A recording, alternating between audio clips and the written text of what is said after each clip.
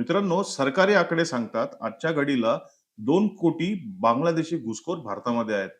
हे कुठलंही पॉलिटिकल विधान नाहीये. 2016 मध्ये भारत सरकारने स्वतः ते संसदेत सांगितले होते आणि तेव्हापासून ही संख्या वाढतच चालली आहे.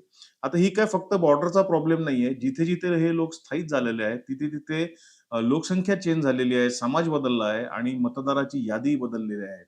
त्यामुळे एका प्रकारे हे भारताविरुद्ध चाललेलं एक सायलेंट युद्ध आहे.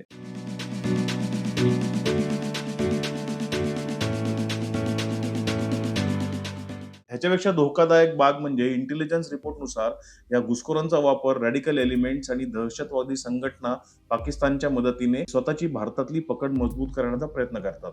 आता हा फक्त बॉर्डरचा प्रश्न नाहीये, तर भारतामध्ये शांततेने तयार होत असलेल्या एका वादळाचा विषय आहे. ज्याचा स्फोट झाला तर खूप उशीर झालेला असेल. मित्रांनो, आता आपण बघू की ही समस्या कधी आणि कशी सुरू झाली. 1971च्या भारत-पाकिस्तान युद्धानंतर बांगलादेश निर्माण झाला. त्याआधी आणि त्यानंतर मोठ्या प्रमाणावर स्थलांतर झाले आणि ते कधीच थांबले नाही. लाखो लोक भारतात आले पण परत कधीच गेले नाहीत. त्यानंतर सुरू झालं आर्थिक स्थलांतर. बांगलादेश हा गरीब देश असल्यामुळे या देशामध्ये नेहमीच पूर, बेरोजगारी आणि दारिद्र्य या समस्या कायम उभ्या राहिल्या. आता ह्याचं निवारण करण्याकरता त्या लोकांनी भारतामध्ये मायग्रेशन करायला सुरुवात केली.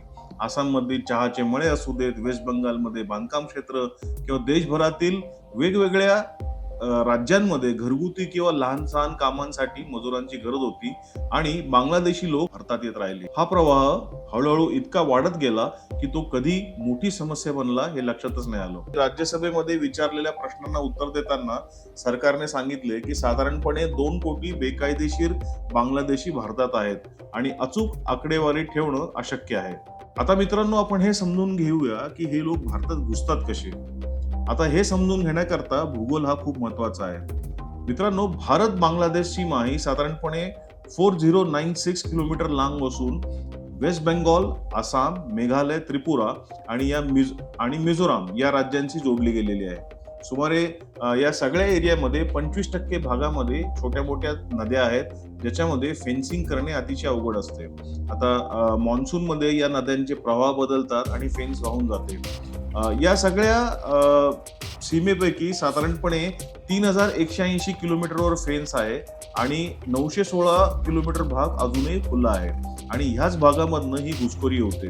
भारताने जी फेन्स बनवलेली आहे त्या फेन्स आणि आंतरराष्ट्रीय सीमेमध्ये थोडंसं अंतर आहे आणि या सीमेमध्ये साधारणपणे 164 गावं आहेत जिथे पोस्ट उभे करणं किंवा सतत गस्त ठेवणं हे खूप कठीण जातं. भाषा आणि संस्कृती समान असल्यामुळे भारतीय आणि बांगलादेशी नागरिकांमध्ये फरक करणे प्रचंड अवघड जाते. सीमावर्ती भागामध्ये दलालांचे नेटवर्क खूप सक्रिय असतं, जे पैसे घेऊन लोकांना सीमा पार करून देतात आणि त्याचबरोबर बनावट आधार कार्ड, वोटर ID आणि राशन कार्ड पण तयार करून देतात. रात्री आणि खराब हवामानाचा फायदा घेऊन ही घुसखोरी केली जाते आणि एकदा कागदपत्र मिळाले की हे लोक देशभर पसरतात. मित्रांनो, 1971 पासून इतक्या मोठ्या प्रमाणात स्थलांतर होऊनही कारवाई का नाही झाली? याचं कारण म्हणजे वोट बँक पॉलिटिक्स.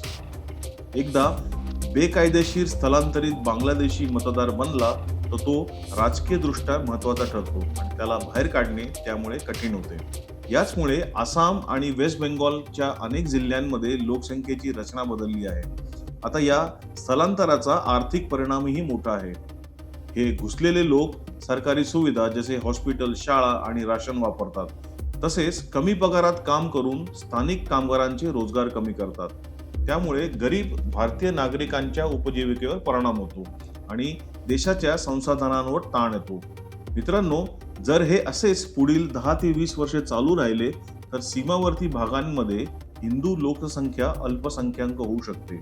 त्यांचे राजकीय प्रतिनिधित्व कमी होऊ शकते आणि सांप्रदायिक तणाव पण वाढू शकतो आणि याचा फायदा पाकिस्तान सारखे देश नक्की घेणार. त्यामुळे या समस्येवर नियंत्रण आवश्यक आहे. पण ही जर समस्या असेल तर ती सॉल्व्ह कशी करायची? मित्रांनो, या संपूर्ण सीमेवर BSF म्हणजे बॉर्डर सिक्युरिटी फोर्स डिप्लॉइड आहे. मित्रांनो, BSFच्या कामकाजामध्ये बदल करावा लागणार आणि आधुनिक तंत्रज्ञानाचा वापर करावा लागणार.